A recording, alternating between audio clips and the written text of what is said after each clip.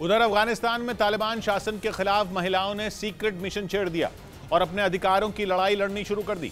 ये दावा अल जजीरा ने किया और अपनी रिपोर्ट में जानकारी दी कि अफगानिस्तान में महिलाएं तालिबान शासन के खिलाफ लड़ाई लड़ने की तैयारी कर रही हैं, क्योंकि 2021 में हुए तख्ता पलट के बाद उन्होंने ही सबसे ज्यादा भुगता और तालिबान की कट्टरपंथी सोच की शिकार बनी। अल जजीरा ने अपनी रिपोर्ट में दावा किया कि शमील नसेरी नाम की एक सामाजिक कार्यकर्ता इस काम में जुटी हैं और तालिबान से बचकर उन महिलाओं को एकजुट कर रही हैं जिनकी 2021 के बाद नौकरी गई या फिर उन्हें कॉलेज जाने या काम करने से रोक दिया गया, क्योंकि तालिबान शासन में महिलाएं खुलकर विरोध भी नहीं कर पा रही। उल्टा जो महिलाएं अपने अधिकारों के लिए लड़ती हैं उन्हें गिरफ्तार कर लिया जाता है और इसीलिए वहां की महिलाएं तालिबान शासन से लड़ने के लिए एकजुट हो रही हैं। इस काम में जुटी शमील नसेरी का कहना है कि उन्हें 2 बार गिरफ्तार करने की कोशिश की गई और इसीलिए वो तालिबान के खिलाफ छिपकर लड़ रही हैं, क्योंकि तालिबान 2021 में किया गया अपना वादा नहीं निभा रहे। 2021 में जब अमेरिकी सेना ने अफगानिस्तान छोड़ा था और तालिबान को सत्ता सौंपी थी तो तालिबान सरकार ने वादा किया था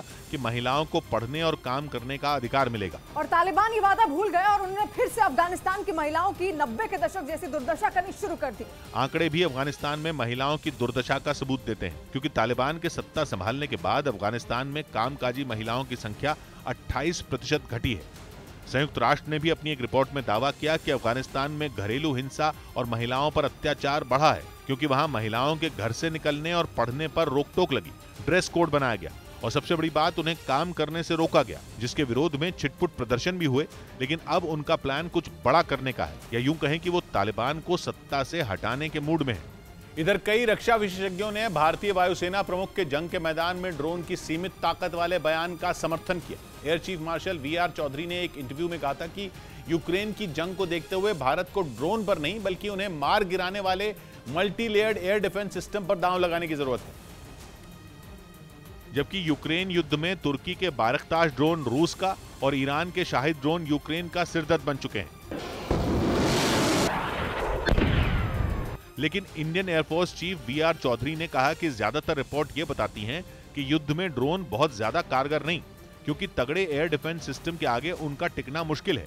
मिलिट्री एक्सपर्टों का कहना है कि वायुसेना प्रमुख का आकलन बिल्कुल सही है, क्योंकि यूक्रेन की जंग की शुरुआत में जब रूस की सेना कीव के पास लड़ रही थी तब तो बारकताश ड्रोन उसके लिए मुसीबत बने थे, मगर जब लड़ाई डॉनबास जैसे यूक्रेन के पूर्वी इलाके में पहुंची तो बारकताश ड्रोन का असर देखने को नहीं मिला। वो इसलिए क्योंकि वहां रूस के एयर डिफेंस सिस्टम तैनात थे। बारकताश जैसे ड्रोन की एक और खामी ये है कि वो आसानी से रडार की पकड़ में आ सकते हैं। इस तरह के ड्रोन के बम और मिसाइलें भी कम रेंज की होती हैं, जो कि सिर्फ तभी मैदान मार सकती हैं जब मैदान से एयर डिफेंस सिस्टम नदारद हो। उधर वंदे भारत एक्सप्रेस 5वीं बार हादसे का शिकार हो गई। ट्रेन गांधीनगर से मुंबई जा रही थी, तभी ट्रैक पर अचानक गाय आई और ट्रेन से टकरा गई, जिसकी वजह से वंदे भारत एक्सप्रेस के आगे वाले हिस्से को नुकसान पहुंचा और ट्रेन 20 मिनट तक वहां खड़ी रही, जिसे ठीक करने के बाद मुंबई के लिए रवाना कर दिया गया। अगले साल मई के एंड में 2023 तक लोग ट्रेन को लगा भी लेंगे। इससे पहले भी वंदे भारत एक्सप्रेस कई बार इसी तरह के हादसे का शिकार हो चुकी है।